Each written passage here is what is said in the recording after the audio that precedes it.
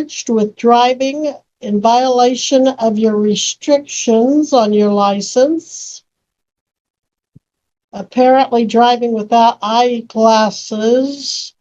This carries a fine of up to $200. A 30-day driver's license suspension is mandatory. You do have the right to plead not guilty and set this for trial. You can plead guilty and proceed with sentencing today. You can plead no contest, neither admitting nor denying the charge, but you would still most likely be found guilty and proceed with sentencing today. Depending on your history, if any, you might, you're not going to be eligible, I don't think, for diversion. I was going to say you might be eligible for diversion, but it looks like you may have had a diversion for a while ago. Well, yeah, 23 for expired tag and 19 for speeding were found guilty. So I don't think diversion is going to be an option for you, but again, I don't decide that. While you're pondering those things, though, Miss Miller, I want to comment that on April 15th of 2025, you called in to the clerk's office. You'd called in previously. And on that date, you spoke to one of the most friendly, considerate clerks. We have a lot of them, but the one you spoke to is exceptionally good at helping people. And you proceeded to curse at her multiple times, repeatedly saying that the, quote, the officer had written this stupid, paraphrasing, effing, back to quote, ticket, just so he could make money from you and make a stupid quota, end quote. You repeatedly asked what your costs were. The clerk informed you that there would be court costs most likely added to your case, depending on what you were cited for, but without seeing the ticket, she could not inform you of the other fines and fees. You told her that this was stupid. It was stupid that it had gotten here in the first place. You told her you were cited for something stupid because you've never worn your glasses and you didn't know why it was ever marked on your license anyway. You asked if you had to appear in court for this stupid ticket. The clerk told you that she could check by looking at the bottom, or that you could check by looking at the bottom of your ticket, that if a specific box was marked, then you would have to appear for court on the date and time indicated.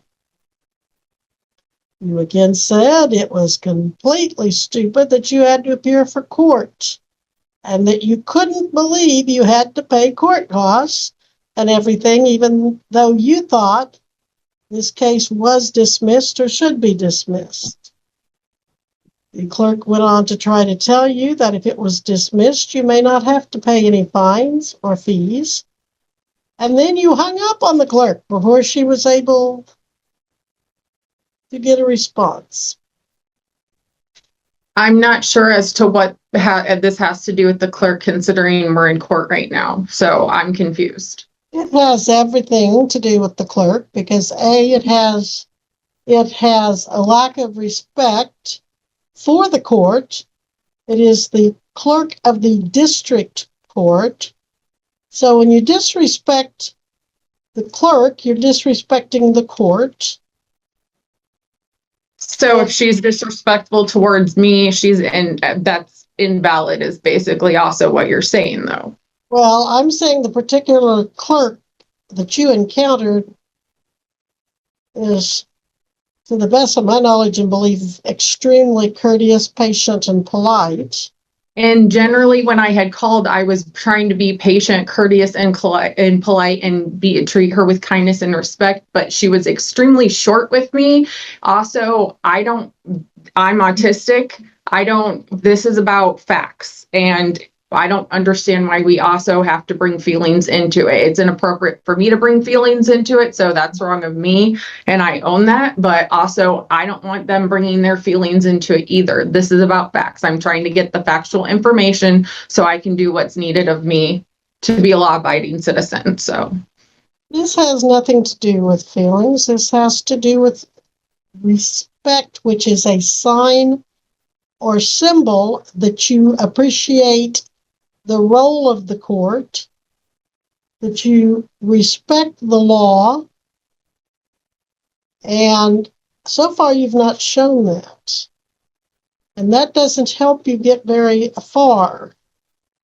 So I'm telling you that your tone, even today, is questionable. I don't accept the fact that autism just makes you rude. I never said that. You said that. Yes, I did, because that's what I conclude, that you're being rude. I'm not trying to be rude at all.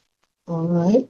Well, you are being rude. Now, Miss Miller, whether you think this charge is stupid, whether you think you need eyeglasses, apparently someone tested you at some point in time and said you do. And that if you don't wear your eyeglasses when you're driving, that could be a risk to other motorists and pedestrians or even to you. But that is to be determined at a trial. Do you want a trial on this charge? Considering I've recently gone and gotten a new driver's license and I passed the eye test, I guess I'm unsure. I didn't realize it would even get this far where we are going to have to go to trial over somebody marking it was wrong on it shouldn't have been marked because I passed every vision test. So I don't understand. I'm extremely confused so I guess we're going to have to go to trial. All right. I will enter a not guilty plea. We will set this for bench trial. You must be back here for bench trial August 27 at 1:30. Your Honor, Yes? I apologize. It'll actually be September 17th. August 27th is full. Thank you. We will set this for bench trial September 17th at 1:30. And if you wish, you can ask the officer in cross-examination about his quota or whatever you wish. And this is not one that she has to get her picture and prints taken. I don't have to post a bond. Anything else, Mr. Regier? No, Your Honor. All right. Anything else, Miss Miller? You do have the right to hire an attorney, but because the maximum sentence is 30 days and not 6 months or more, I'm not in a position to appoint an attorney. But you certainly can hire an attorney or you can continue to represent yourself. Anything else?